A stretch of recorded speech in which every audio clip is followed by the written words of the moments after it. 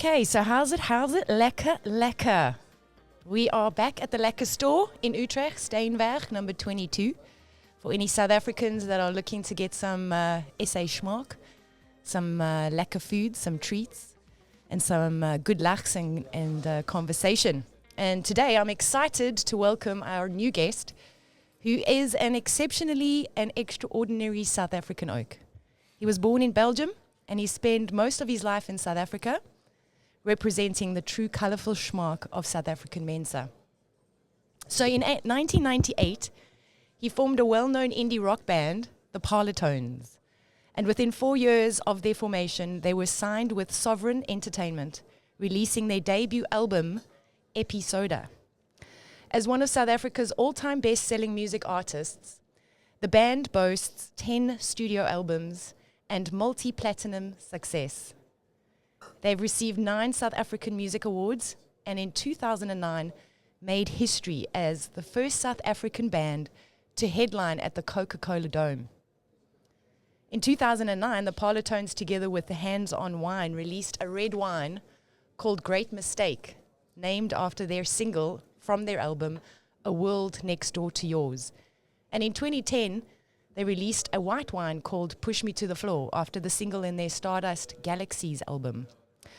And following that, they opened up to the Rosés, calling it We Call This Dancing, also from the Stardust Galaxies album.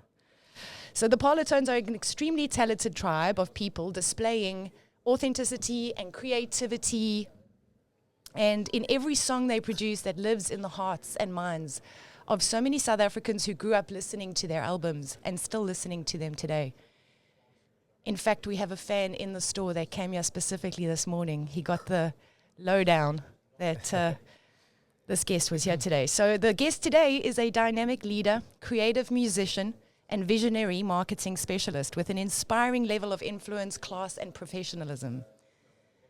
In the past 2 decades, he and his globally recognized band have toured around the world, performing with some of the best artists on the planet. Sorry, I get so nervous, I just stutter.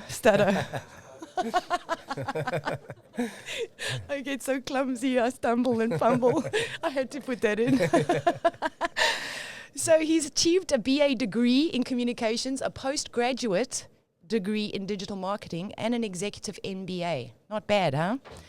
And now in his current chapter of his life, he's settled in the Netherlands with his wife and 3 kids, wearing the hat of dad executive by day and mumbling guitar jangler by mistake. And he has kindly accepted our invitation to join us on the Yussus pod at the Lekker store and to share his story, indulge in some SA treats, and to, of course, have a lekker lach with us about all things lekker of South African people. Yussus brew, let's go. I'm so chuffed to welcome this creative master, Khan Morby. Hey, thanks for having me. Whoa, whoa, whoa, whoa, whoa. Whoa. Sorry, I had to do that. That's like Julia Roberts style from Pretty Woman. And considering that we're born a year apart, I just feel like there's a lot that I know that I know that you know. So about our growing up. So welcome, Khan. I don't know a you. lot. So. Oh, come on. So nice to have your energy here. So nice to have you here. And welcome to this space. Awesome, thanks. Good to be here. Yeah? Yeah. Nice. Yeah. Feels like I'm back home. Yeah. Back home in SA, you mean? Yes, yeah. This Nice. is home now, but you know what I mean, my other home. Yeah, 100%. Yeah. Nice. Cool. So today we're here just to talk with you, just to find out about your journey. When I was looking up and researching on you, I was just blown away.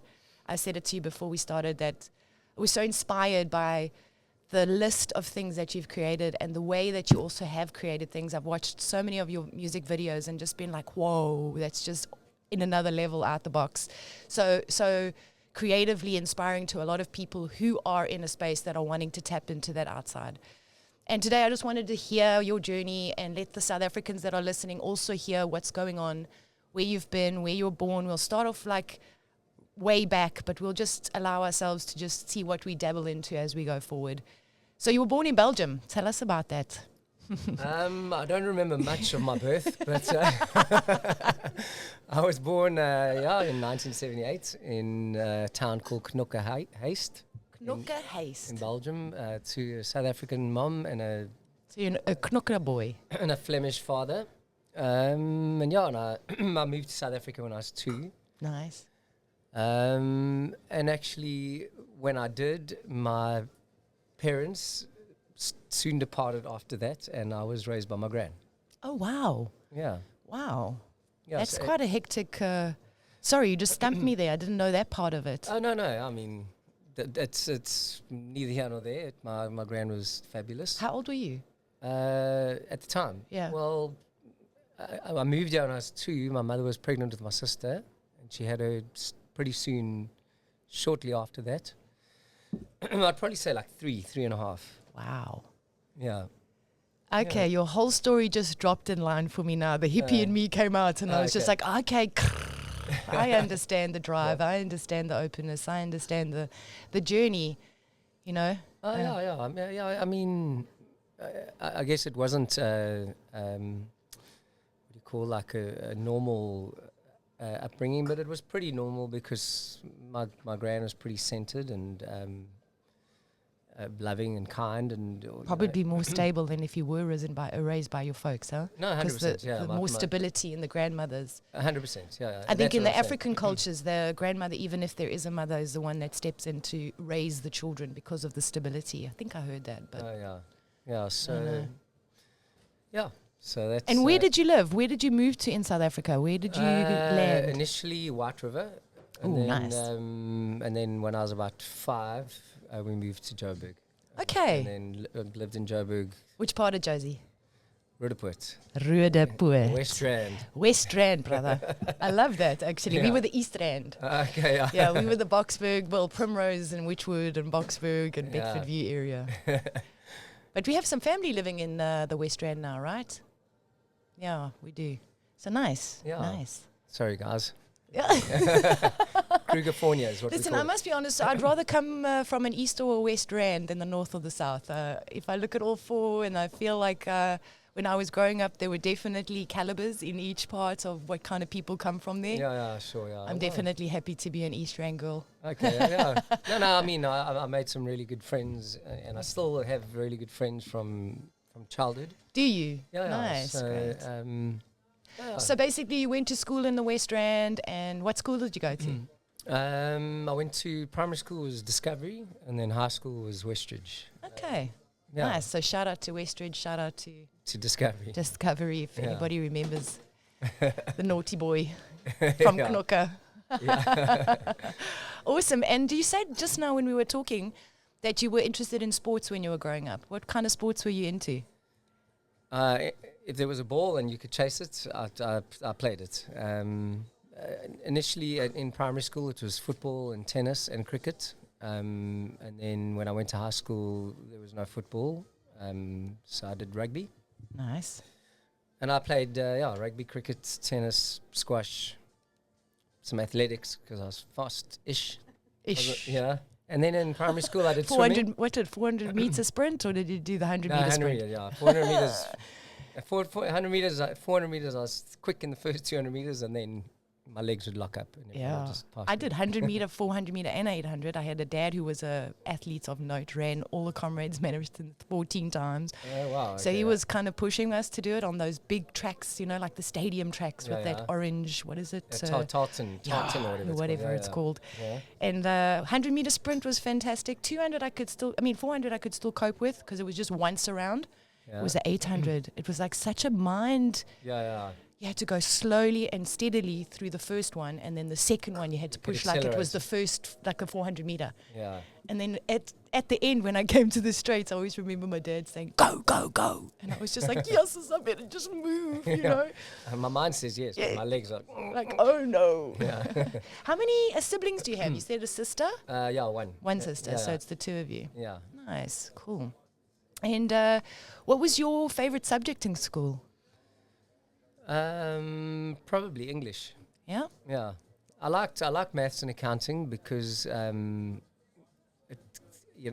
what I liked about it was relatively easy if you understood the concepts. You didn't really have to study. Yeah. That became a bit more difficult. But yeah. So and then I liked history. Yeah. Some of like it was interesting. But yeah, generally English was my my favorite. Okay, yeah. I also enjoyed English a lot. I hated maths. Hated maths. It was just like, even today, although I'm very interested in a thing called numerology, which is also about adding and subtracting and all of this with numbers, but those maths classes, I was just like clocked out. I just, and even today, I get like fuzzy in my brain. I like more the English language. I loved actually like geography. I really did enjoy, but then that stopped. Biology was also fascinating. Yeah. Biology was nice. I love biology and science now. I didn't at school. Science, I also was like, phew. But I think it depends on the teacher, because I had a teacher that was just so weird for science, and I feel like it wasn't science that made me not like it. It was her. Yeah, and that's important. If the teacher is inspiring, or that they're a good teacher. Yeah. Yeah, but that's. I'm not blaming my teachers, and I just think it didn't at the time resonate with me. But now I do find it fascinating. Nice, good. Yeah. That's cool. And were you quite academic though? Did you enjoy doing the sports more than the? I did relatively well at school.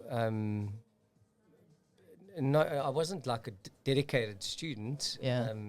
I was a study the night before kind of student, and I'd do my homework and enough to obviously because you had to present. So you didn't wake up in the morning early, get to school, and ask somebody for their notes. Yeah, sometimes. I think we all did that. I preferred the sports element. I also did drama at school. Yeah, okay, yeah. So that's nice that you had drama, because I was going to say, with the music now, where did that all filter in within the childhood, or was that? Did you enjoy it from a child and start playing instruments, or did you just? My gran was very religious, so I was kind of raised in the church, and the choirs. I'd act in church plays and join the choir and stuff. Were you Joseph in the nativity play? No, I was a singing book called Salty, believe it or not. So how are you doing, Salty? Salty, yeah.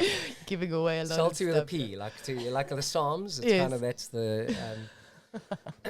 So I guess that's where where I realised I like to sing. Did you go every Sunday? Yeah. I think that's why I don't like the church, because I had to stop playing football because football matches were on a Sunday. Oh, and you had to go to church. Yeah, and I had to take. Well, I wasn't really given a choice. Yeah. So I'm not religious now. I enjoyed my time there, and I enjoyed the. You did what you had to do. Yeah, exactly. I made the most of it. I was like, well, while I'm here, I might as well sing. Exactly. What else are you going to do on a Sunday morning? Yeah, I get that. We were also brought up religious, so we're every Sunday without fail. And then it became like a Saturday night sometimes. Oh, wow. But then it was like, no, we want a Joel on the Saturday nights. And then Sunday mornings was like, oh my God, can't go to church like this, Yeah, exactly. Yeah. So there was a point where it became really conflicting for us. But as youngsters, we rocked it. Every Sunday, let's go. And then you sing. You sing your hearts out in the choir. Yeah. A little bit of fame in that moment. Okay, cool. And so then when you left school, where did you go? Did you start studying straight away? What was your movements? I did. I went to Rau. Oh, nice. Rand Afrikaans Universiteit. Yeah, it's now UJ. But at the time it was Rau. Rau. And I started doing a BCom, and I was like, oh no, I didn't really like economics and accounting and stats and all of those things, so I then shifted to a BA. Yeah. And I did a BA Communications, and I think my second major was Industrial Psychology. Ooh, nice. Yeah, and it was kind of, I think in my era or our era, that was the thing that everyone thought you had to do, leave school, get a degree, and then you get a job kind of thing. Definitely how we were. Definitely our era. I think when I left school, it was still MS-DOS, no Microsoft yet. No, yeah. C:// Yeah. Okay, we're giving away time here. But anyway, carry on. So then you went to Rau. Yeah, then I went to Rau, and then after that, I then got a job so that I could... How long did you study at Rau for? How many years was that? 3 years. Okay, normal BA, yeah. Okay. And then I got a job in sales at MWeb. and MWeb. MWeb, yeah. Remember MWeb? Yeah. I just cancelled an account with them that don't have the email anymore. But anyway, never mind. Yeah, so then, and that was just to raise money so that I could come overseas. And then I did for a while. Yeah. With some friends. We played rugby in Ireland for a couple of months. Ooh, nice. Yeah, that was fun. Where, in Dublin? No, in Northern Ireland, Newton Ards. Okay. And then, we spent a bit of time in London and some time in Scotland. How old were you when you were this space? 21. Okay. Yeah. And that was, then I came back to South Africa. I thought I was in love with the girl, and Bless it. so we, and actually I'd started the band. Okay. I'd started the band before leaving, and I kind of missed that Vibe. entity, that vibe. Yeah. Then I guess living in the UK at that time, it was pub jobs and that sort of stuff. It wasn't really what I envisaged for my life. Yeah, it wasn't something that you were heart set on. No. Just to get the buck. Yeah, the exactly. pound, the pond. Yeah, it was more an experience. So then I came back, and that's when I sort of I went back to my job actually in sales. MWeb. Yeah, and then I carried on quite intensively with the band. What were you doing with the band? So when you say you carried on, so you were basically playing live gigs, or were you just already just in the studios, or where were you at? Just give us a little insight. We would more just in a rehearsal space, kind of writing songs and getting whatever gigs we could get. Mostly at that stage it was just Battle of the Bands. Oh yes, I remember Battle of the Bands. Unless you had a name or a following, you couldn't really get a gig anywhere. Yeah. And then you'd meet other bands that had a bit of a following, and they would say, okay, cool, you can open for us. This must have been like early 2000s? Was after Y2K? This is probably because 99 was when I was overseas, and then 2000, so it started then. And everyone had jobs as well. So we would kind of, during the evenings during the week, we would rehearse, and then some weekends we would manage to get a Battle of the Bands gig. Yeah, it was a lot of fun. Nice. And then I had friends that were financial advisors. Oh yeah. Insurance salesmen. And they were making. We love those. They were making lots of money, and they kind of determined their own time. As long as you were hitting a target, you didn't have to sit in an office all day.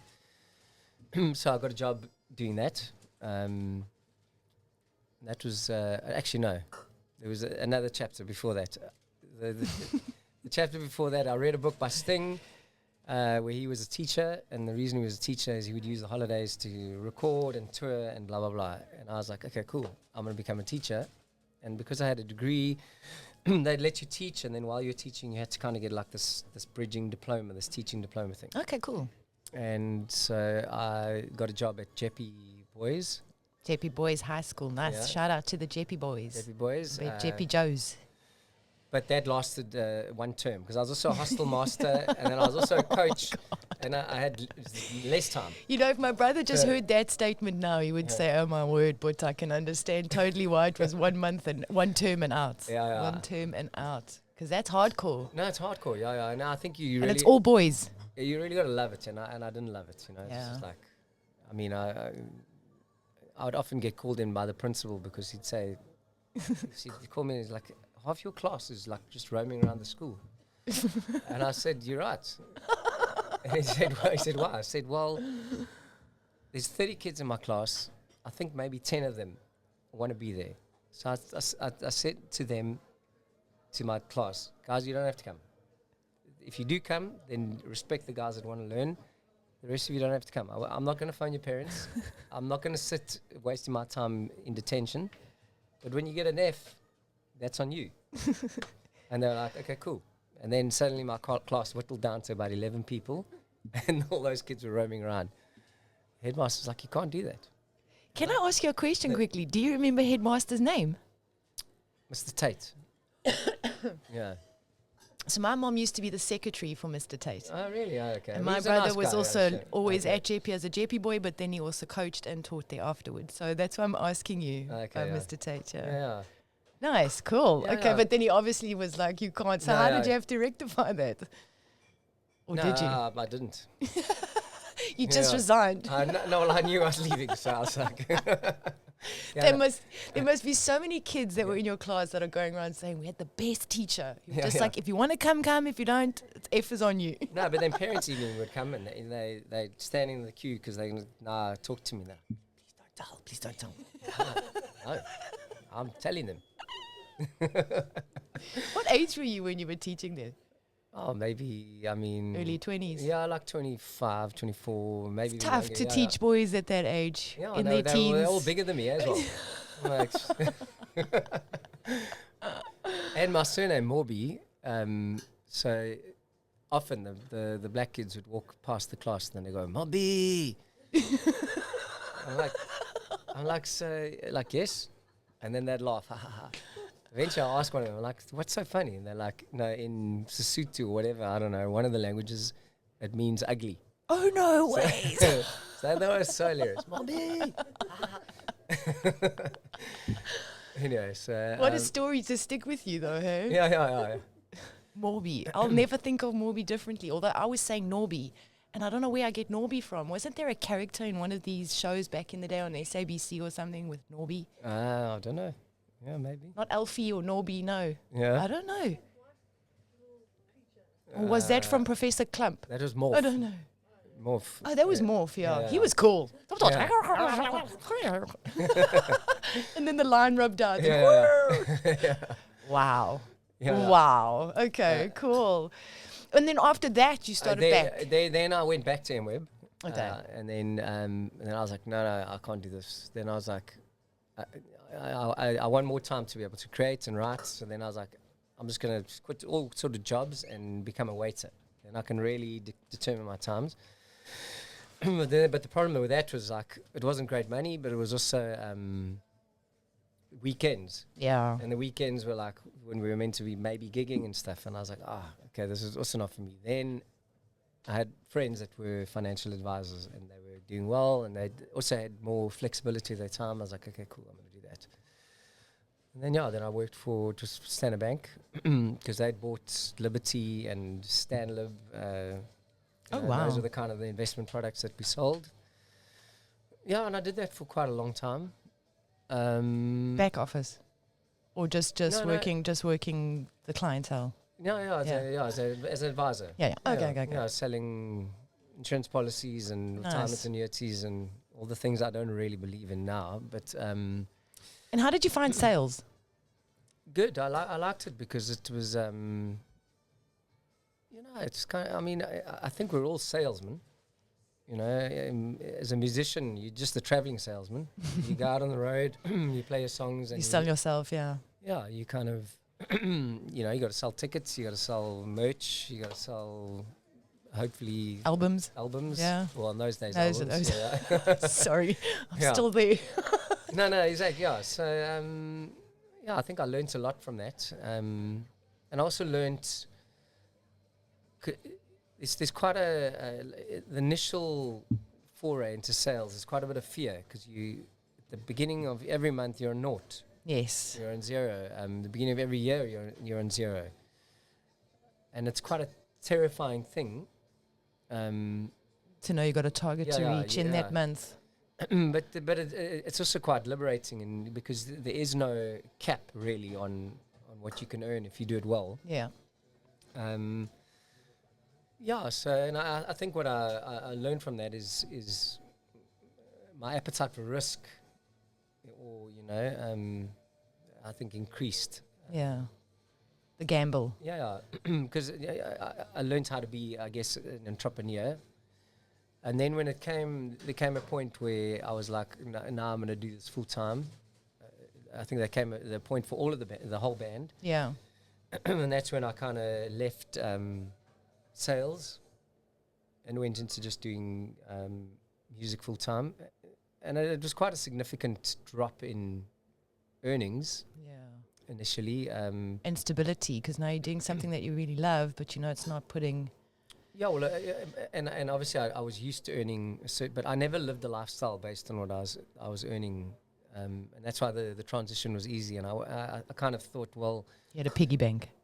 yeah, no, not even that. I did, but I kind of realized that I can always go back to the corporate tap dance, but there's going to be a very finite period where I can give this music thing like a legitimate shot. And when that moment presented itself, you know, when because this was like maybe only our third album, our third studio album, where, you know, when we did EPISODA, I was working. When we did Radio Controlled Robot, I was working. All of us would use our leave to kind of record or to tour. You know, it was very much still kind of a hobby, but we started garnering, you know, sort of traction and a fan base. Yeah. And it was only after World Next Door to Yours started doing really well that I actually left my real job and just focused full time on music. It's quite a leap though anyway, because it's that entrepreneurial space that is quite tricky for a lot of us. And I've been an entrepreneur for 25 years. I also had the solid jobs for a few years after school, but I clashed so much with people in corporates. It was like nose rings, and I had dreadlocks at the time and tattoos, and the corporate world weren't ready for that. And even my first job, she took me from reception to sales. That's why I asked you about sales, and she just stuck me in there. And I enjoyed sales, but if I believed in the product. And in the beginning, it was wonderful because the product was great, but then it started to actually decline because she shifted factories. And I was kind of like going in there with this authentic heart, knowing I don't want to sell you this. It's not, you're not going to be happy, you know? Yeah. And she even wanted me to take nose rings out. She really tried to change me into that mold. And I was just like, I can't do this. But then thank God White Trash came along and with this whole hip hop crew. And I did have the opportunity to do it because I didn't have a lot of funds. I was still living with my folks at the time.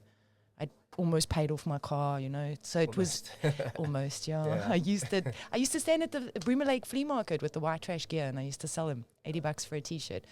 Company would get 60 back and I would get 20 commission. Oh, really? Yeah, and I used to sell skateboards, and I used to have these little youngsters come, and they used to say to me, do you know what a bearing is? And I'd say yes, and I'd look it up before they got there, what they're going to ask me about this. So I knew the product well, but they really also tested me. But it was great. It was organically growing. Park was actually there. Yeah.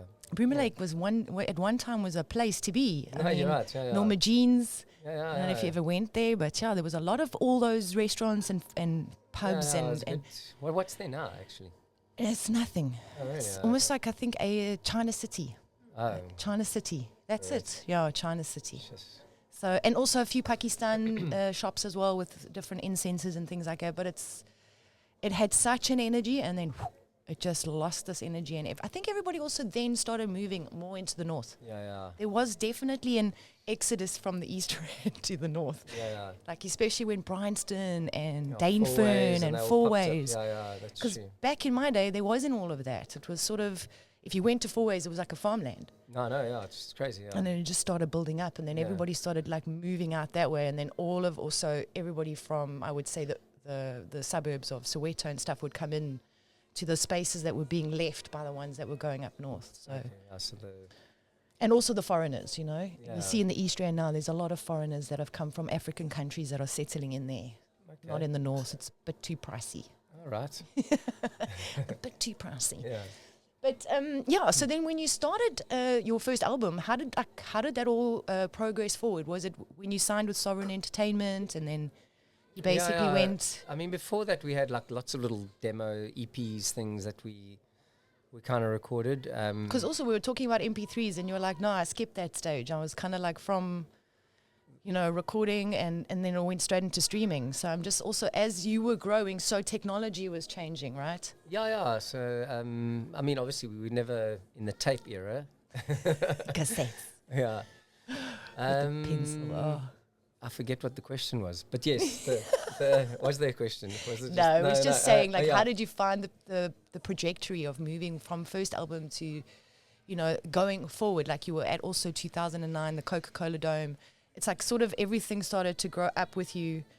Just want to know more about that. Like, how did you find that experience? And I mean, I think there's a lot of highs and lows in the music business. And I remember, like, there's a lot of satisfaction when you first release an album, and then there's huge satisfaction when you finally get it played on radio. And then, like, for that first album, well, I guess the first sort of big album that we did was EPISODA.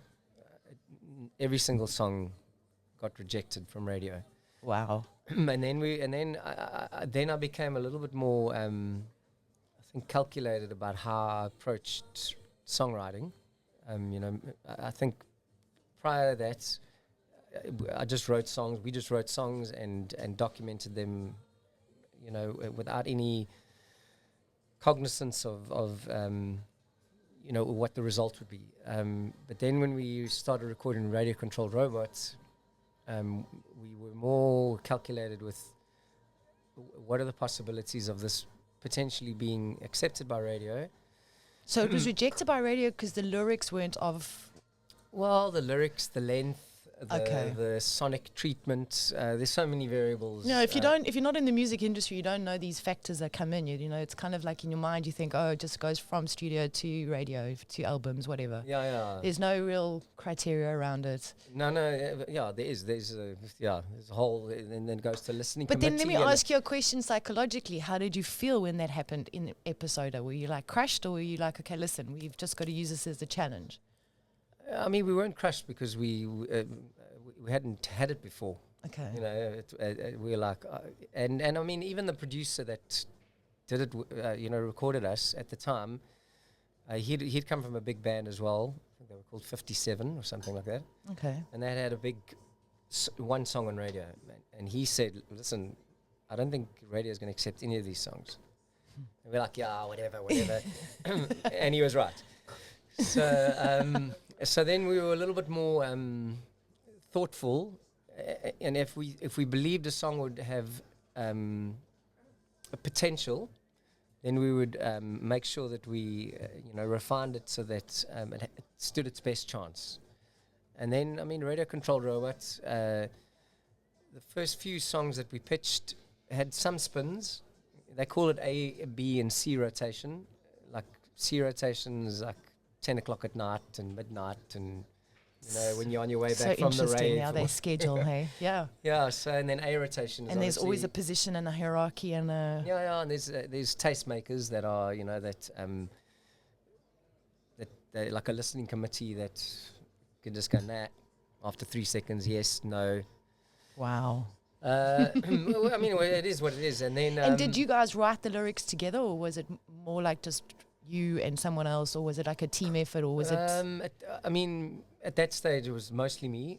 Even today, it's mostly me from a lyrical perspective. Because I must say, that's the one thing that comes out about your songs whenever I speak to anyone, is that the lyrics are really, like, dynamic. Like, the lyrics are really what grabs you. And it's great melodies, great tunes, great combinations and instrumentals and stuff. But the lyrics are really powerful. Oh, thank you. Yeah. Well, I think my... They go over in your head without you realizing, and I know that's part of the melody as well, but it's like I'm often in my kitchen and I just hear, push me to the floor, and I'm like, where is this coming from? Like, God. And it's just like on repeat, Yeah, the earworm. That's it. I've always said the melody is what piques your curiosity or draws you in, but the lyrics, if they have substance, will... sink you in. Yeah, or maybe turn you into a fan, or make you reflect on your... Or become your human journey. So then eventually we got our first A rotation song on 5FM, which was obviously the biggest station at the time, and it was a national station. But it was actually a cover. So, and it was Here Comes the Man. Okay. And we all knew the song from that Storm commercial. And we were at a party one night, and we heard the song come on, and we were like, oh, this would be a great song to do a cover of. Because it's not that it's by a band no one really knows. Yes, It's not a massive sort of global hit. And we did it, and it became our first top 40 song. Your foot in. And then we were like, yeah, rah rah rah.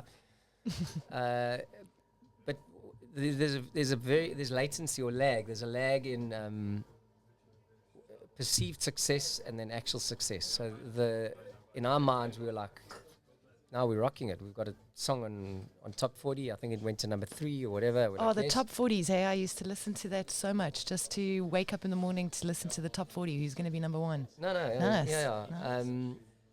And then the very next week after we number 3, we had a show.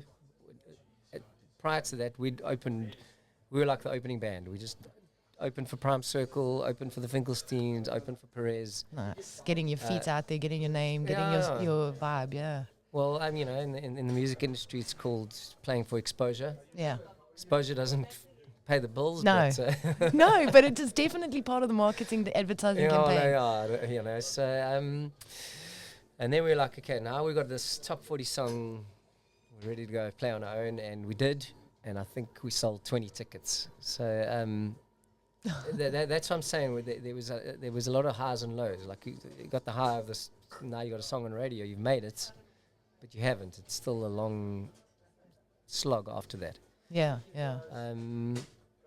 So I don't know where. I think that's also just to understand that anything you're doing in life, my dad used to say it to me, it's not going to, even with Yussus, he said to me, it's not going to just happen overnight. You're going to have to put the effort in every single day, and you're going to find things that celebrate it, and there's going to be things that are just pulling it back, and holding it back. And you've, as that entrepreneur, it's obviously got to come from a passion you've got, because otherwise I don't feel like the energy will take you anywhere. And obviously that's part of your success, not to take away anything from everything else that you've created. It's more so the energy behind it, your energy, I think starts to... I think 150% as the reason behind our success is that we love the process.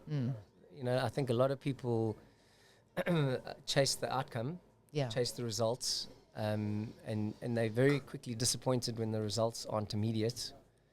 For us, and I think maybe we had the luxury of that we still had jobs. Yeah, I was just going to say you had the safety nets and you were smart about it, and it wasn't make or break. Yeah, I think that's where desperation and paranoia can come in, and then you lose the passion. Exactly.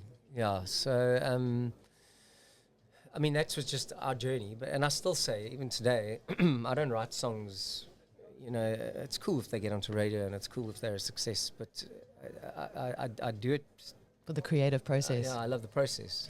Yeah. The expression. Once it's out there, I don't really, it's not someone else's. Yeah, exactly. But it's the whole creating process within that moment is what you are passionate about. Yeah. That's awesome. That's really cool. And I must say, then you obviously would have started traveling around the world and getting yourselves out there. What are the most awesome countries you've been to?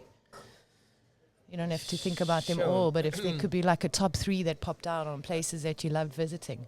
Well, we lived in America for 2 years. Oh, wow. And, that was part of our mission to try and break there. And that was awesome. Where did you live in America? LA. LA. LA. Los Angeles. Well, to be honest, in a tour van. Okay. Truth be told. We just did that country. How was the response?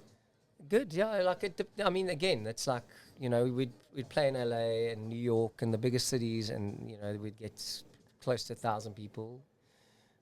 But the very next night, you'd play in, Oklahoma and get 5. Okay. So it was really up and down.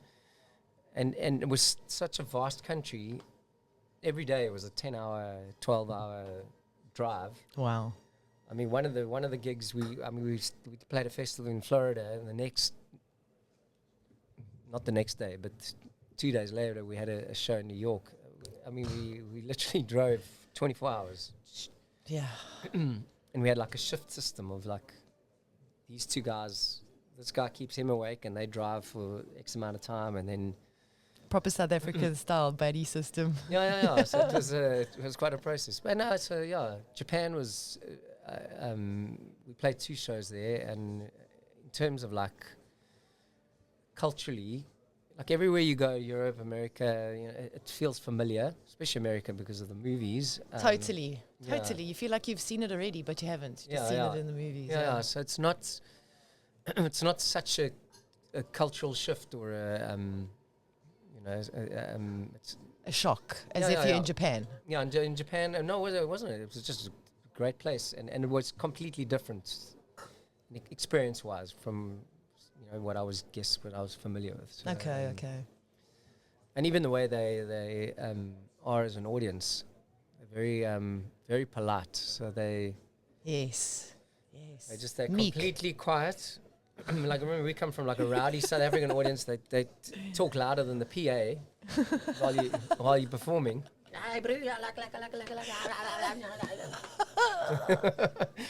And they were just like so quiet. And the song finishes and they're like, Oh, my word. and they're still quiet. Hard to read, huh? Yeah. I'm like, are you enjoying this?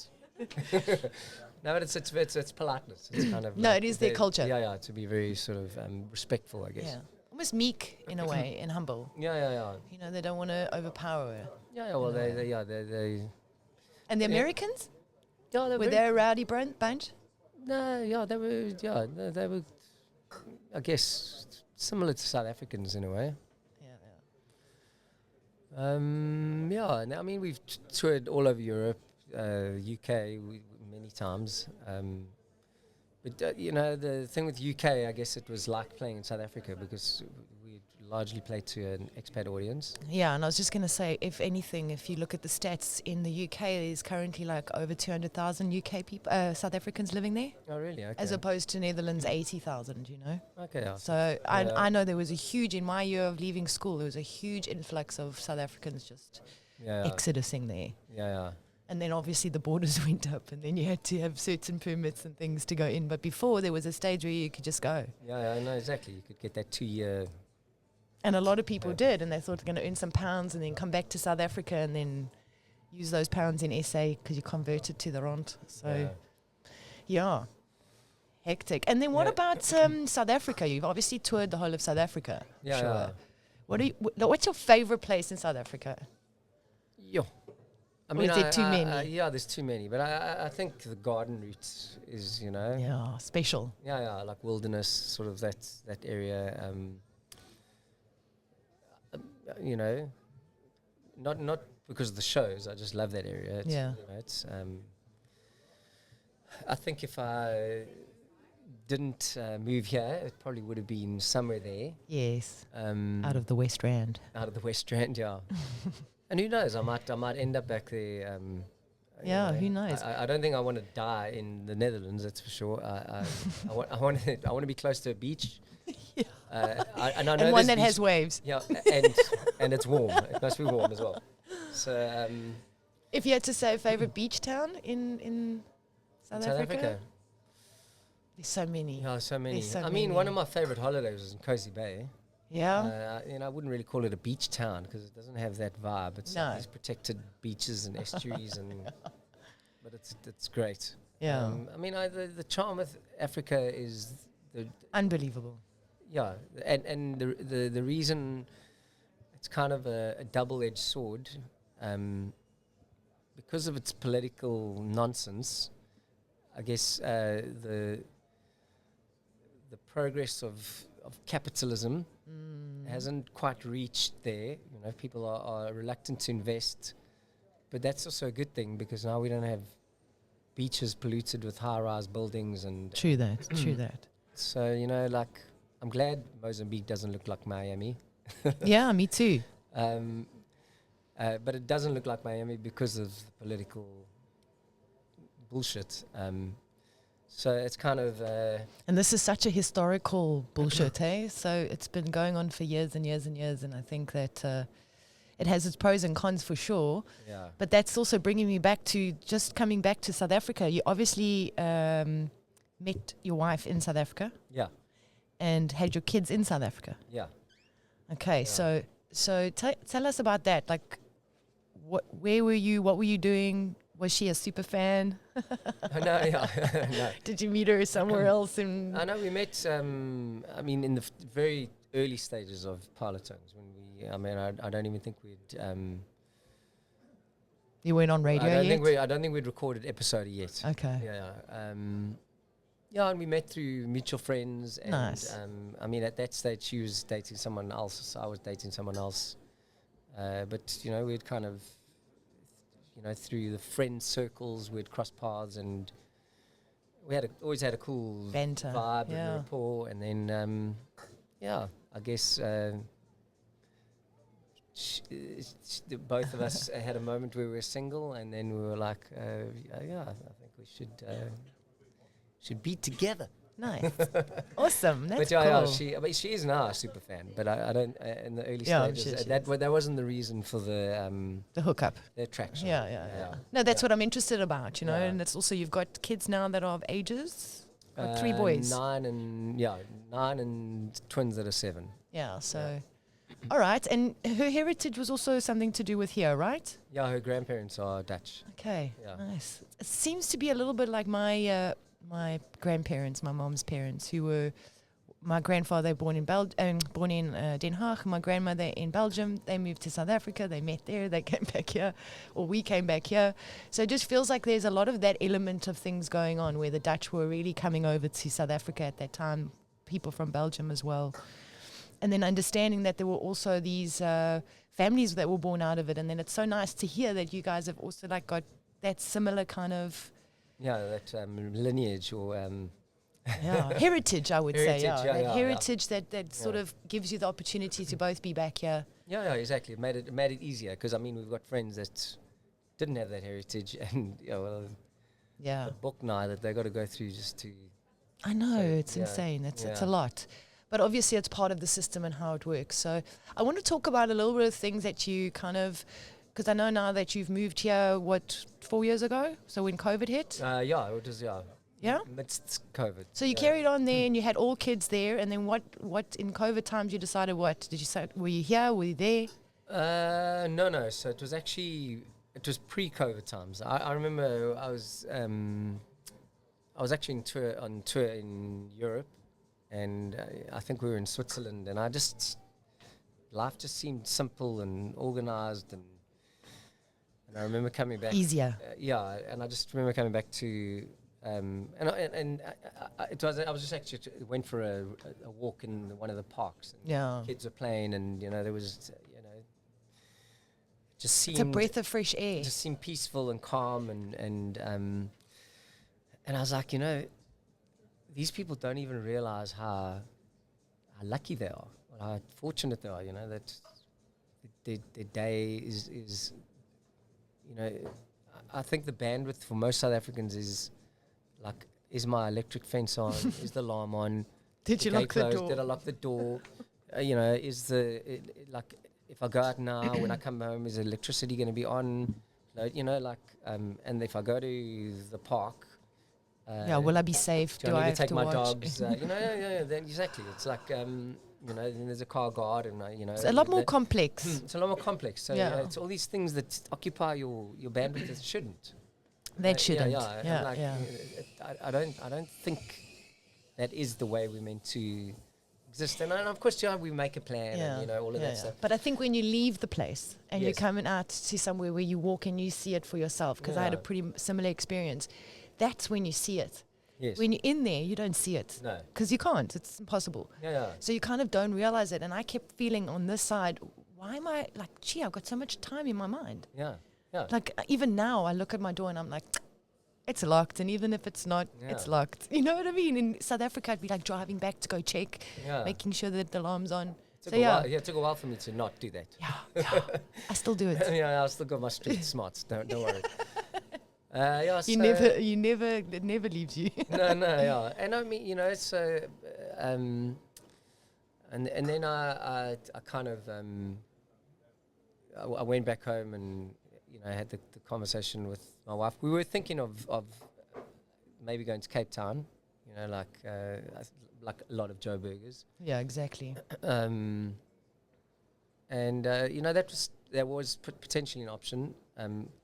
Her company has a head office here, so that actually worked out great. It made the possibility a lot more viable.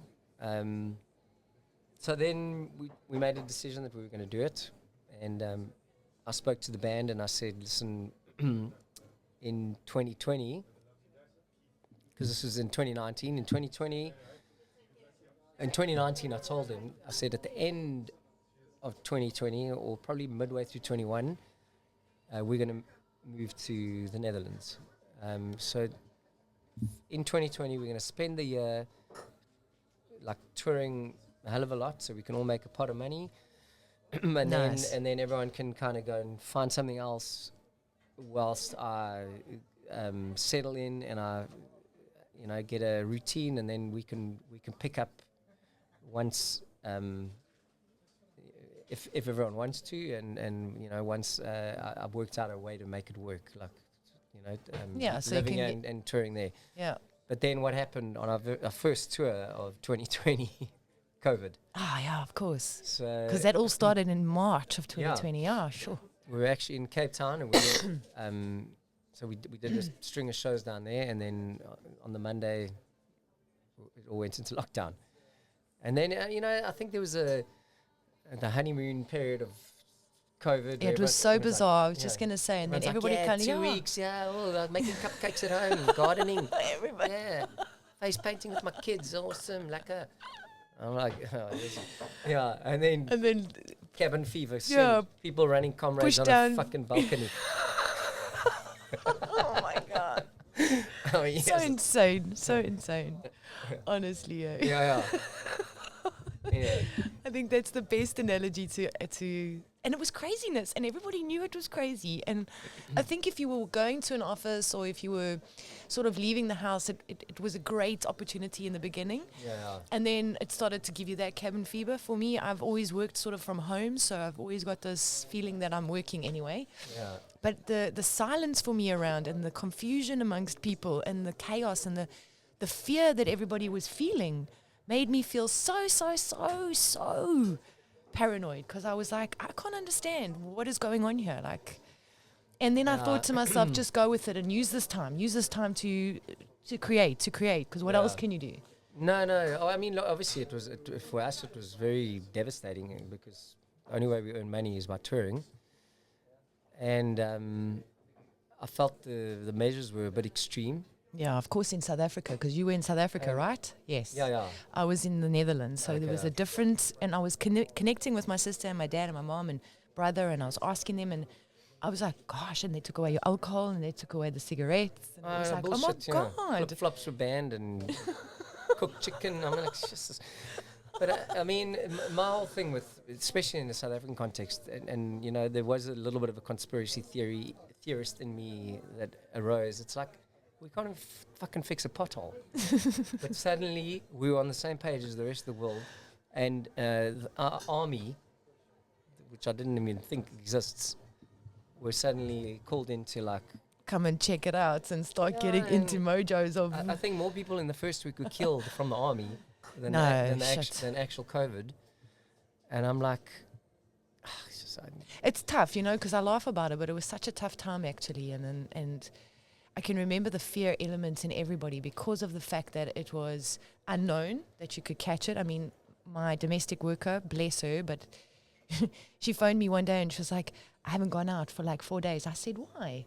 She's like, no, I heard that I can breathe it in. And I was like, oh my God. No, exactly. Please go outside, get some air, enjoy the sun. Yeah. You're not going to die. You're not going to breathe it in. It's not airborne. But there was such misinformation going around. I was just like, oh.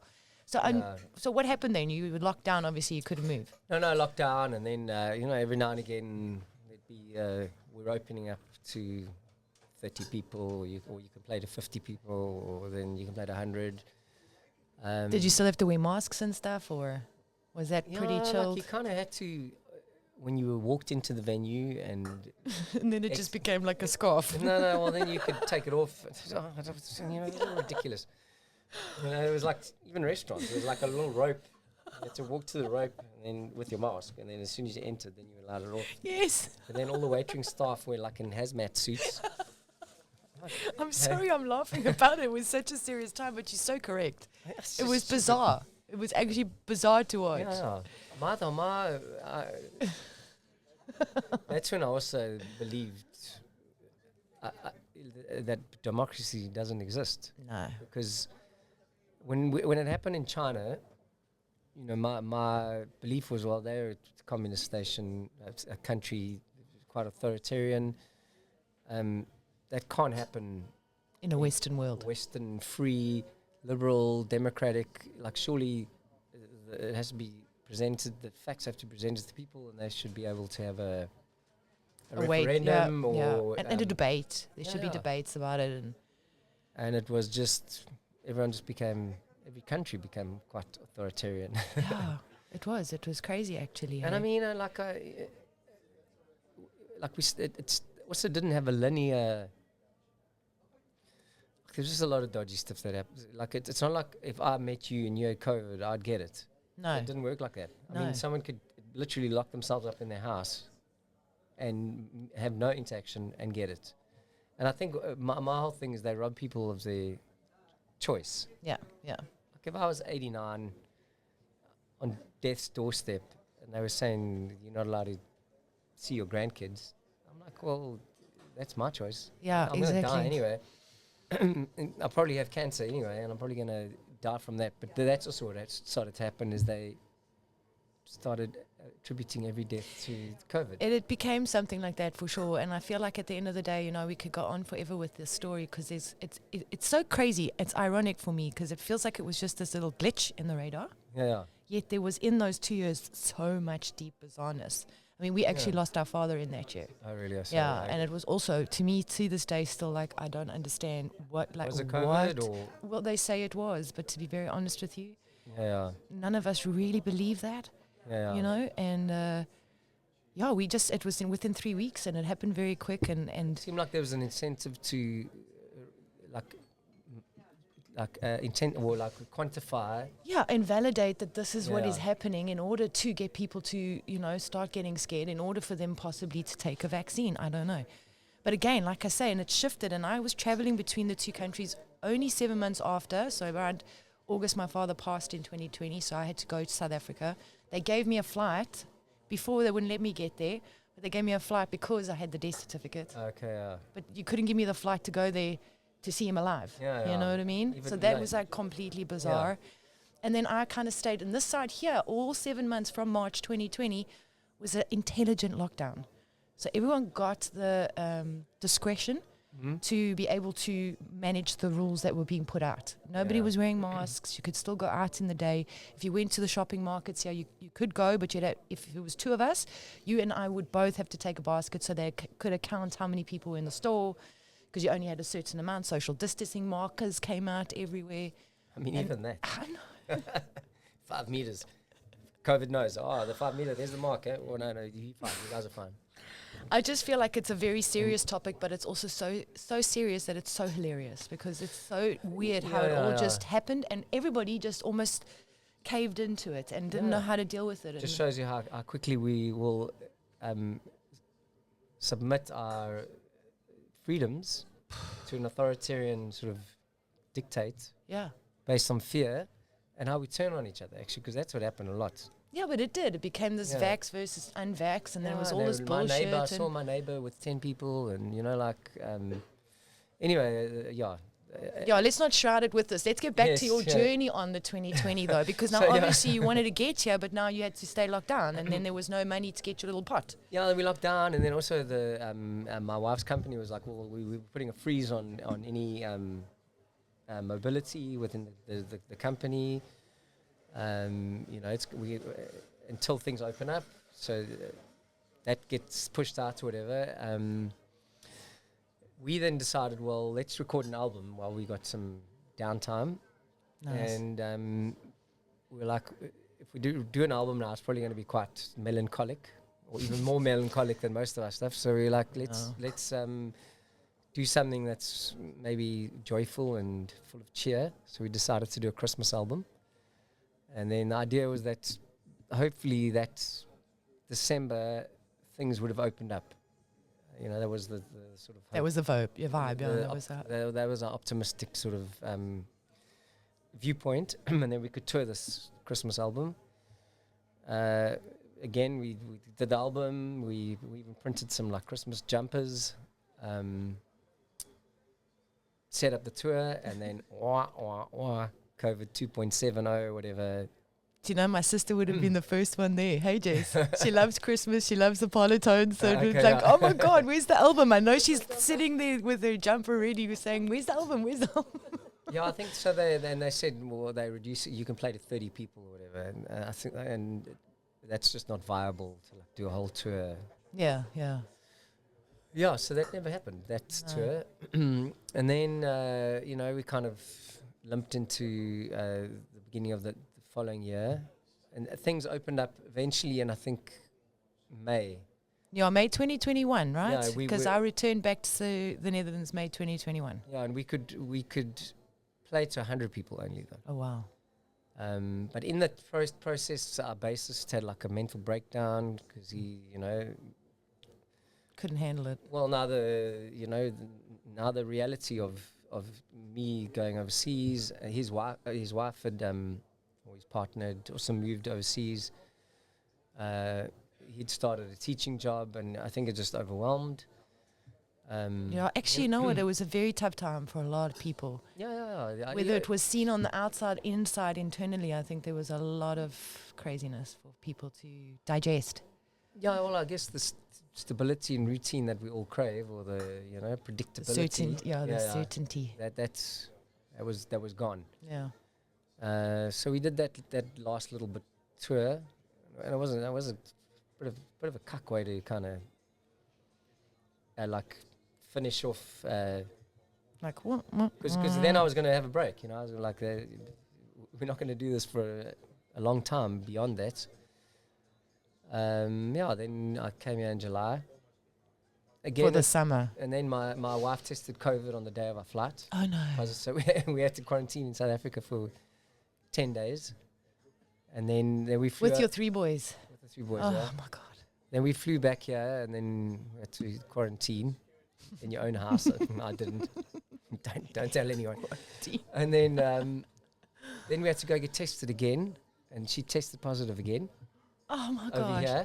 And then they said that I have to quarantine because she's now had it.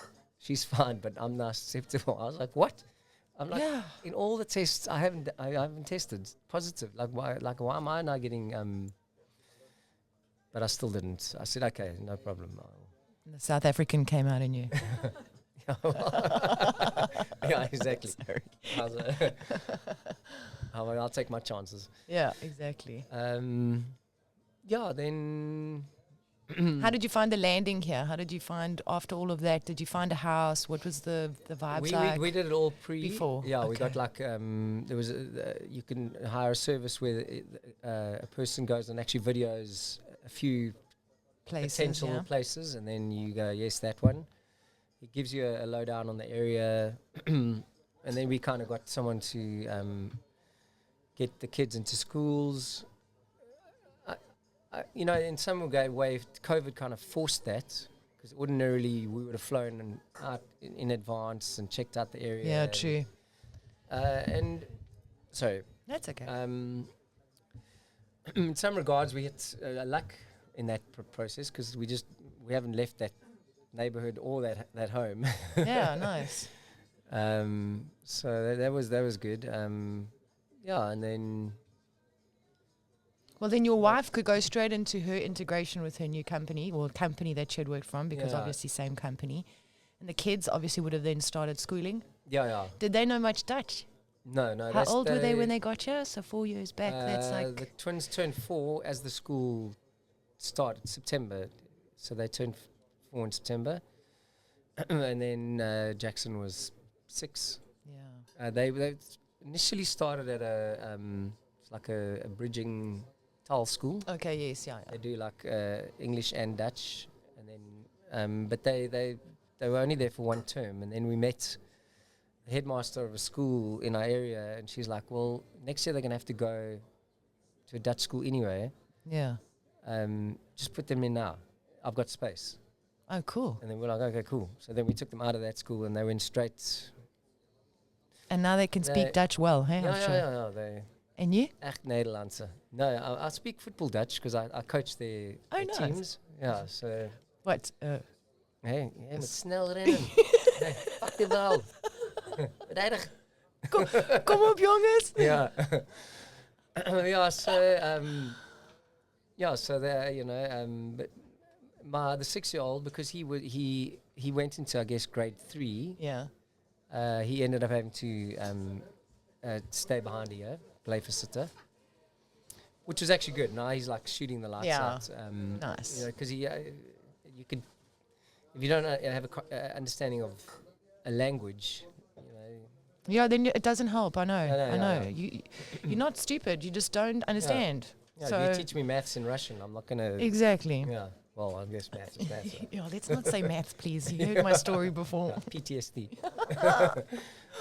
Yeah, hectic. But then, obviously, then it was just, what did you do here then? Just look after the kids and start getting your feet into the ground? So that was kind of my role, was to kind of make sure that they assimilated and get them to sport and kind of figure out the lay of the land. Yeah. Because you are in a bit of a bubble at first, like... Yeah. Where's the Woolies equivalent, and where's your, like stupid things, but... and they only have paracetamols and... Yeah, how does that all work, and, Hace arts. Yeah. Yeah, exactly. Yeah, exactly. You can't go to the dermatologist, you first got to go to the doctor, and then maybe it's quite a process. Yeah, it's tricky, and I think if you've got kids, then it's an extra element of what you have to learn. I know when I moved over here, it was a lot less than when my sister and her husband moved over here because of their kids. So it was a lot more that she had to get involved in and do, and insurances and blah, blah, blah, blah. Yeah. And also what the systems here are like, where the kids have to go to school. It's like, no real days off, and take them away on a holiday. You got to get permission, and then only once a year, or even if that, no more. No, they're pretty strict with that. Yeah. You might get fined. But I mean, also, it's all free. Yeah, exactly. So, I think people might abuse it then. Like if something is free, you don't really value it. Yeah. And I think that's what they're trying to avoid, is like to say, well... And also they want kids in school learning education. They don't want these we want delinquents that are running around and, rebelling from the systems. They want people learning, and it's good, because I think in South Africa, just doing a comparison, my domestic workers' kids, I help with their schooling, and they're in JP Prep and in Queen's High School.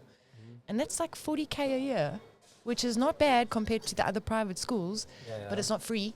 No, of course. And there's no ways that she can afford that on her own. So she also gets help from the government, thank God. Yeah. But I also have to fill in the other lot, because... And if we send them to public schools in South Africa, it's like 40, 50 kids in a class. I know. It's free, but it's rather stay at home. Yeah. They'll learn more on YouTube. And what they're learning there is probably worse for them. Yeah. It's not the education that we, they're learning. Yeah. Who knows what, So. And so let's talk a little bit about the things that you love and you don't love about South Africa, and also about the Netherlands. Do you want a coffee, or do you want something to drink? I'll definitely have another coffee. Yeah, so will I, sister. I'm going to be high. Yeah, caffeine. So. Okay, so which one, where were we starting with? We're just going to carry on. We're just going to talk about what is it with, let's go with the Netherlands, because you moved here. So what is it when you got here and now, 4 years later, that you feel like you really love about this place? And it doesn't have to be one specific thing. Yeah, I think for me, that maybe this phase of my life that I'm in, I like that it's ordered and neat and structured, and I do like chaos, and I and I've probably lived my life mostly like that, but I'm that's not who I am now. And it's also nice to take a break away from the chaos for a bit. Yeah, and I do tap into it, and it's always a buzz. And I like the accessibility to to the rest of the world, really. That's power, hey? Yeah. So when you were touring from South Africa, it must have been halls from everywhere, and here it's... it's quick. 6 hours you're in New York. No, well, not that I've been since I've been here, but yes. No, I think while I'm here, I'm going to explore as much of Europe as I can. I mean, keep in the zone. keeping the union. Yeah, no, I mean, I like there's lots of culture, and I mean, I like the cultural things, and you know, there's an abundance of it, and that's great. It's yeah, so it's I kind of it's always a bit long. I like the fact that there's distinct seasons. You know, That's something that most people have said to me. It's interesting. I just wanted to pick that up there because you're right. When it's the next season, you see it's the next season. Whereas in South Africa, it almost blends in a way. Yeah. So yeah. So no, it's nice. How do you handle the winters here? I mean, with a lot of moaning. It doesn't make it go away. I'm fucking raining again. Yeah. Do you check the radar? No. I mean, I think the way most people do in the Netherlands is you go elsewhere for a little bit when you can in the breaks. So just to break it up, you're right. Just to give yourself a little bit of hope. Yeah. So it's actually just this period, the January, February. Because Christmas has got it, or you know, December's got the charm with the lights and the excitement of coming up to the end of the year and Christmas and New Year's. Yes. But I know also that in January in 2019, I just saw a picture on my phone. It was snowing here. Oh right, okay, yeah. So in January, yeah, and at some point that was great to experience, but yes, it's cold. It's cold, and when that snow turns to ice, gee, you're slipping all over the place, and then you see everybody in their lacquer shoes that have got the traction, and you're still with your little, Converse that have got no, totally a novice. And things that annoy you about this place? Is there things that you would sort of, I mean, we just said weather, but I mean. Yeah, I would probably say, I mean, it's a difficult one. I find the people a bit stiff. I think they warm up to you once you get to know them and stuff.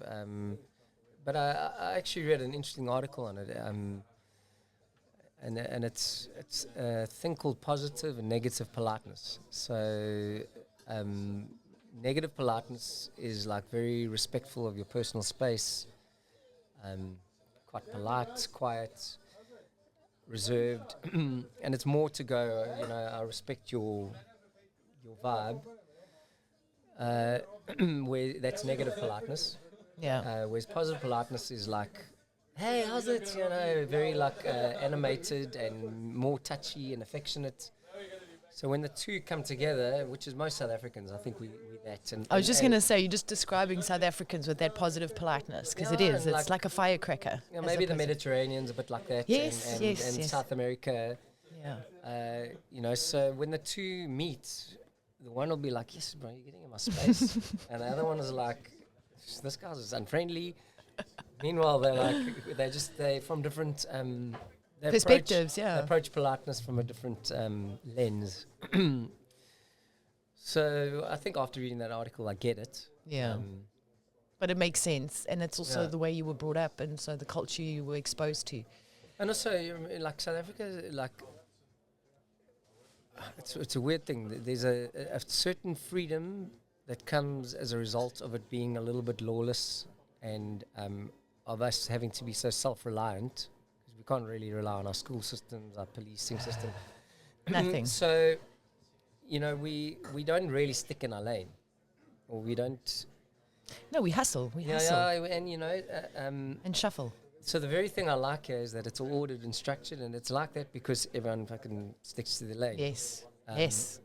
but you know, anyone deviates slightly out of that lane, you know, like you play loud music beyond 10 o'clock, your beerman will send you. Listen, it's if he hasn't called the cops to come and tell you. 10 past 10. Has it happened to you? Yeah, I can imagine. All right. But you know, so I get it. That's But also, I find to go on an extent of that, I've noticed that even the Dutch people will call you out. Yeah, you know, South Africa, you see somebody doing something dodge or something not right, and you're just like, oh, whatever. I'm on my hustle. I don't have time to tell him he's not on his hustle, and you keep going. But here, it's almost like they come to you, and it's. Yeah. Why are you doing that? It's quite direct and quite invasive in a way, because you're just like, who are you to tell me that? You know? Yeah. You get into what? Yeah. Are you telling me to do that? I come from South Africa. Yeah. So yeah, I know it's actually funny to watch that as well. And I've also found that in a lot of the classes that I teach, I can feel I'm very touchy-feely, huggy, high, hippie vibe. And then I notice now that a lot of the Dutch students are in the beginning quite reserved about it. And then all of a sudden, now they're coming in and going, hi, and giving me their hugs. And I'm just like, sold. Yeah. I think it's just, maybe it's because it's so cold. They need to thaw. We'll bring all that sunshine. Body heat. Yeah. Yeah.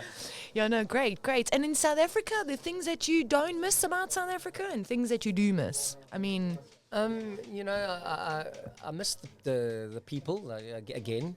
South Africans are quite vibrant and bubbly, and despite all the bullshit, they have a sunny disposition. We know how to laugh at ourselves and laugh at. We got the problems. sense of humor, yeah. We have to have. I think, otherwise, everyone's going to be super depressed. Yeah, of course. And then nobody's going to be wanting to do. Yeah, and we mostly glass half full. We get on with it. I think just because you expose so much to it that you actually have no choice. Yeah. Often when I hear people moaning here about, I'm like, you call that a problem? That's like first world problems. That's Monday morning. Yeah. Before 9 a.m.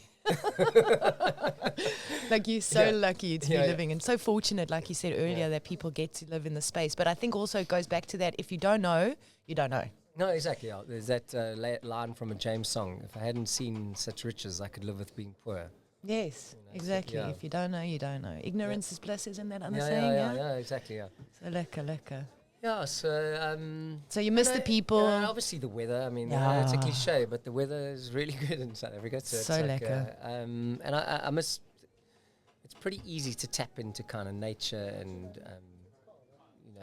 even in Joburg, it's pretty easy to just drive 20 minutes and you actually in a version of nature. And our lifestyle is more outdoorsy, garden, pool. Yeah, I do miss that. I miss that vibe of like just chilling out in the garden with friends coming over. Nothing fancy, going nowhere to spend any money in a private environment, not at a park. Because you can still go sit at the parks, but it lends itself to a more social environment because in order to be social, you meet at a destination, right? Yeah, you go out. Yeah. It's whereas we would.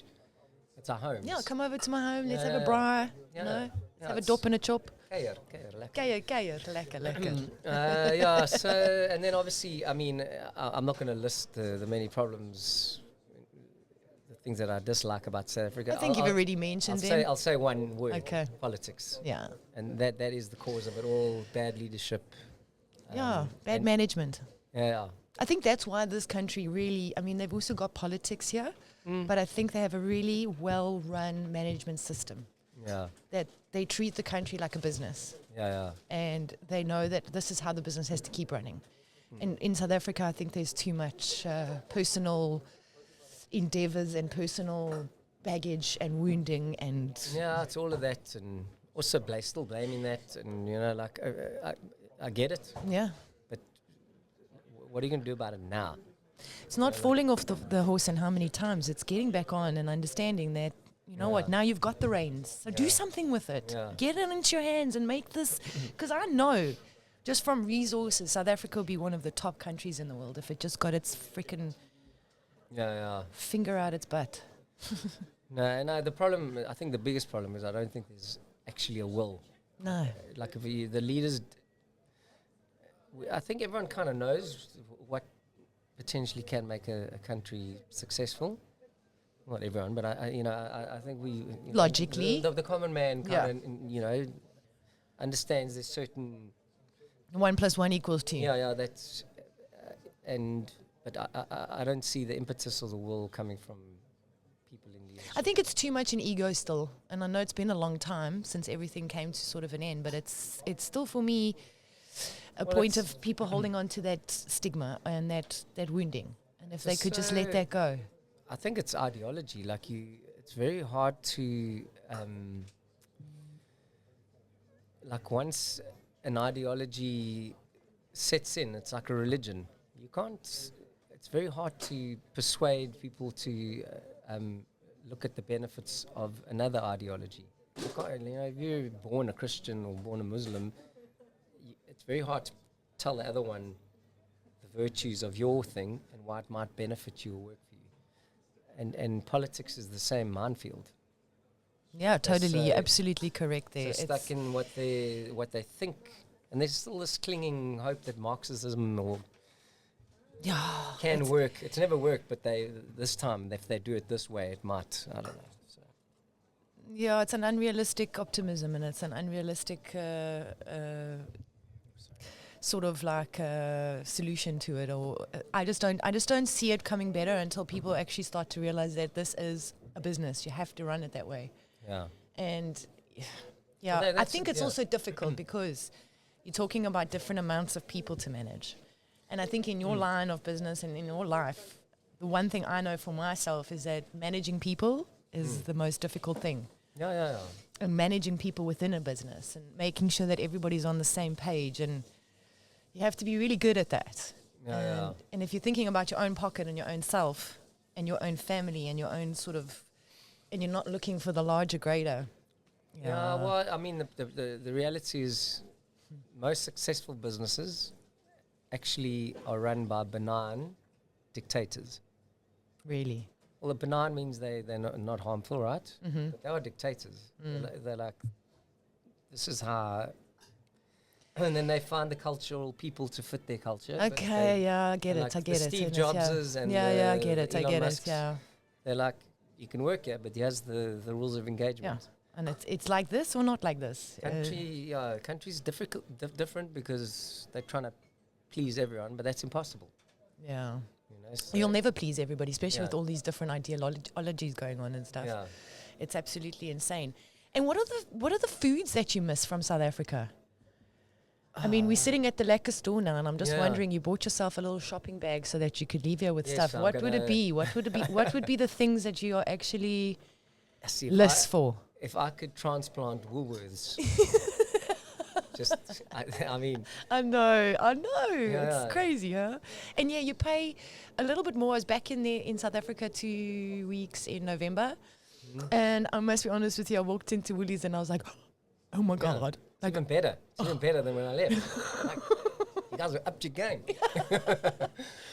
And it's so convenient, though. This is the thing, and it's also good quality. So it's just, and it's everything. It's well packaged, well. It's like it makes me want to, So I always leave some extra space in my suitcase when I go there. And what are the things that you like? If I had to say to you, okay, walk in the store and pick anything of your choice. I mean, I don't know if you've seen everything here, but I mean, in terms of like, what is a favorite South African? Well, definitely the all gold tomato sauce. All gold. And I still can remember the adverts jingle, all gold, or something like that. I can't remember now. I got stage fright. I can still remember something like that. Yeah, I got stage fright. All gold. I just remember 36. Remember that one? Oh yes, 36. You do it so well. So all gold tomato sauce, lekker, and what else? Ultramol. I loved Ultramol when I was. My kids love Future Life. Oh yeah. I see you don't have it yet. No. Mrs. Ball's the chutney. Mrs. Chips. Ball's. You can't forget Mrs. Ball's and Simba. And generally Mrs. Ball's. And Mrs. Ball's for everything. We're just looking at a big tub of Mrs. Ball's. No, you don't really get. Doesn't sound so well. I mean, especially in the trance world that we live in. Yeah, exactly. That doesn't sound well. Exactly. Oh God, I just put that on. That's what? What did they say? Yeah, it's Jessica's daughter. That's what? Yes, that's but. Yes, that's but. Okay. Okay. She was like 2. I also saw guava juice there. And I must be honest with you, I really missed that. I missed the guava juices. I see also they've got some wines in here, but I'm interested about your wines. Do you still have your wine collections going? No. Or was that just like a... It was a period of... Okay. We did like Would you ever be interested in going back into that line, or was it? Because I love the idea. I really love the idea. I mean, it was, and I'm still very good friends with the guy that did it. Yeah. Did it with. I mean, it was a journey at the time, but it wasn't a big money spinner, or we made a little bit of money, but it was. I Exposure. I like the process because I learned a lot about wine. Yes. And we were involved with obviously a winemaker in the process of blending it. And And he kind of, in that process, taught us how blends are made and why certain varietals work together. So, I enjoyed that. But I just love it because I was looking at the white wine and pushed me to the floor, and I thought, can you imagine the party that's going on and people are drinking, and eventually how that pushed me to the floor will be played out. You know what I mean? Yeah, that was kind of the idea, and with Giant Mistake, it was kind of So awesome, So it was cool. It was a cool project. Again, it was. I enjoyed the process more than. Yeah, you're just that creative. So for you, it's always about the process. And once the process is done, yes, you like to get it out there and you like to see people enjoy it or use it. But it's like, I had the same experience with the shirts and the caps and in the marketing side of things. I love the creative process of it. Yeah. And then once the product is done, it's almost like I don't live on that. It's almost like, no, I want to do another one. Something new. But then I guess the creative process becomes finished. What's finished? No, we're just checking. Okay. Cinematographers on it. It's going to die. Yeah. Okay. So just want to ask you as well, before we start to wrap up everything, who's your favorite South African band? If you have one. Sure, that's a difficult... I mean, there's so many. I think like... I always say... Johnny Clegg was kind of like... Nice. A big inspiration in a lot of ways because he was... someone in the music scene who wrote original music. It kind of made us think, well, we can also do this. Yeah. And he went international, and because there's a bit of an inferiority complex with South African artists that you can't do that. Yeah. Especially when we started out, it was a very intense cover scene. Everyone was if you wanted to be a gigging musician, you had to be a cover artist, and that's not what we wanted to be. Yeah. And then I think bands like Springbok New Girls, they rock, and Squeal. There was this big music explosion. They kind of were also a big inspiration. I love Perez. In fact, you mentioned Push Me to the Floor earlier. Nick Olsen joined the Parlotones. He was one of the songwriters for Perez, and he actually wrote Push Me to the Floor. It's such an amazing... But the music video as well, I think, is also just so powerful. That song is amazing. So I'm a big fan of Ross from Prime Circle. Nice. Now just from Ross, he's no longer with Prime Circle. Okay.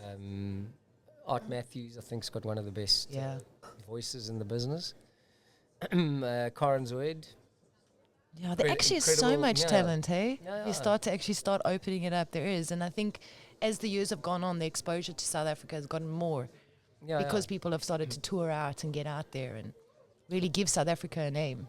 No, exactly, That's really cool. I mean, and having worked with them and crossed paths, they're really...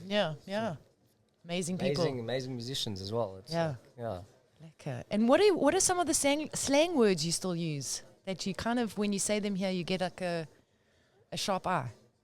I mean, how's it? I mean, they also use lekker, yes, but I think not as much. No, we use lekker for everything, and theirs is just if it's food. Yeah, but they also will be like a lekker. Like a day or like a... Maybe that's just the influence from South Africans, because every time I'm around Dutch people and they say lekker torch or lekker this or lekker that, they're like, no, we say it for food. And I'm like, okay. Mostly in the correct way, but I've asked some Dutch people and they do kind of... Because isn't it loke for them? Loke is cool. Loke, Loke. What's a hallook? What's it? Hulook? Leuk. Hulook. Yeah. Of niet leuk. Niet leuk, ja. Of doet normaal. Yeah. I get that a lot. No, I'm Okay. joking. What's normal? But also like the word puss as well. We have had a good conversation on a couple of pods about this because of the cats and the understanding that. When I first got here, there was a book on display in the twins' like classroom area, and like quite a common name is Dick. Yeah. D-I-K. And there was this book, and it was called Dick and Puss. And I had like a kid standing with a cat on the Dick and Puss. It's so amazing, So actually. I took like a little sneaky photo and obviously sent it to everyone, and we all had a good laugh. A good laugh, eh? Yeah. Lekker, nice. So, But I do find myself in moments of expression. I say Yussus a lot, but I also say things like bliksem and I don't even realize, and people are like, but that's thunder. I'm like, oh, no. It's just the way we say, like... yeah, doos. Yeah, doos. Yeah, there's a box. Yeah. Don't be a box. And I say cuck all the time. You know, you're talking cuck. Like that. Yeah, I actually had a podcast with Christina Storm, and she was telling me I love the word cuck because you can say cuck cool, cuck lekker, cuck this, cuck weather, cuck can be for everything, you know. That's true. Yeah. So that's awesome, lekker, nice. I think that's also part of my journey as well, is to bring people onto the pods to really find out about their life, and I'm really grateful you came today because I feel like we've gotten to know you better than what we see on all the Instagram social medias and stuff, you know, just to chat with you. I'd like to ask if you've got anything you'd like to say out there to South Africans in inspiration, because I think also, you know, those who are living still in South Africa are feeling quite down because of things that are going on at the moment. It's not an easy place. And then those that are living here might feel like they might have made the right or wrong choice because now they're missing the elements of weather and family and people and food. So is there anything you'd like to just say to South Africans all around the world, from Khan, from you? Well, yeah, I think in general, in the journey of life, it's not the end of the world. The apocalypse is not going to happen tomorrow, you know. So you can chill out in some regard, and also be comfortable with the fact that life is a series of hurdles. You don't know when it will arise. You don't know when your next bit of drama will inject itself into your life, but it will come. And if you reserve yourself to the fact that that's inevitable, you'll, I think, just build the tools to cope with it when it does come. It's coming. Cool. You know, life's not just... It's not straight line. There's no utopia. Yeah. You know, there is no... just hills and valleys, swings and roundabouts. And don't run away from something. Run towards something. Especially if it fears you. You get feared by it. Yeah. So, and yeah, I don't know. Nice. And then where are you going to tour next? Because I know you said you did a tour. Yeah, I did one in December. In South Africa. Yeah. Lekker. I'm going back now in April. We're doing K-Day. And then we're going to do a couple shows in, in and around like that day. Yeah. In Durban and Joburg. But the next big tour will probably just be December again. The summers. Yeah. So watch out for the Parlotones return every summer in South Africa. That's it. Get his vitamin D fix. Exactly. The colourful people. Lekker. And what's your favourite song of yours? Sure. Sure. I Dropping bombs on you here. I do not have a favourite child. Actually, I just don't have an answer, so that's my answer. No, lekker. Lekker. I think you love them all because you created them all, so they're all got to be special to you in some way. Some are better live because you get a cool interaction, but you're generally tired of playing them because you played them so many times. And some are cool for other reasons, like you think you did something clever. Yeah. but no one really resonates with it. Cool. Too many jazz chords. Yeah, too many. All right, so I see you got busyness going on. I wanted to offer you one more thing. Would you like to eat something? Can we prepare it for you? And Yes, what please. would it be? Well, I'm going to buy boerewors to make and actually I'll have a boerewors roll. You want a boerewors Yeah, I'll roll? have a boerewors roll. Okay. With chutney and Yes, yeah. caramelized onions. 100%, yeah. Okay. 100 bags of cement. 100 bags of cement. I love that. Hundreds cement. Hundreds, my bro. Hundreds, my Hundreds, my brew. brew. Hundreds, my brew. Yeah. No, lekker. And then we just wanted to thank Khan for coming on today at the Lekker Store. If you're looking to come and hang out with South Africans, we're here. We offer so many good varieties of South African Smaak.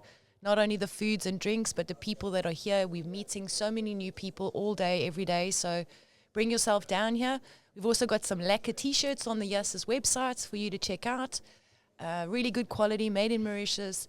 A lot of colorful Rainbow Nation colors on the shirts with really awesome branding. We've got some beautiful caps as well. So if you're looking for those, come down to the Lekker Store. I know the Lekker Store at the moment are selling ready-made meals. So if you're not finding time in your busy days or you're too cold to start cooking, just come down to the Lekker Store, get some vet cook baboti pies. What's the baboti meals? Ready-made meals, baboti. Baboti. What is baboti? Baboti. Sorry. Baboti. That's the English coming out in me. The Australian. Baboti. Baboti Sound like pies. my GPS navigation. Take a turn on Baboti. some Amsterdam wag. Baboti ready-made meals. You've also got mac and cheese. You've got cottage pies. You've got boerewors to take home. Cook Sisters. I'm buying all of that. Vet Cook and Mince. Peppermint crisp tarts. Eastervarkies. Rusks, flings. Mrs. Ball's chutney chips.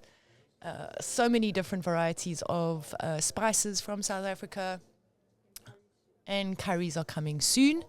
Maybe even the bunny chow, isn't it? Yeah, bunny chows are coming soon. That was lekker. We did a tester of the bunny chow Brilliant. the other day, on Saturday night. We all got a half loaf and Really? lekker chicken curry. you Oh have my full half God. Yes. It was so cold. We all scoffed it down, and for the next 4 hours, I just felt like, what? Maag is full. Maag is full. Oog is toe. So we're going to love and leave you, everybody. Thank you so much for watching. Thank you, Khan. Thank you for your color and your humor and your time. Thank you. And we'll get your boerewors roll to you now. What would you like to drink with that? Something Fanta or something fantastic? Probably just another coffee. Another coffee. Yeah, yeah. Oh, you're a coffee guy? Yeah. I love it. I love it. I'm a coffee girl. Yes.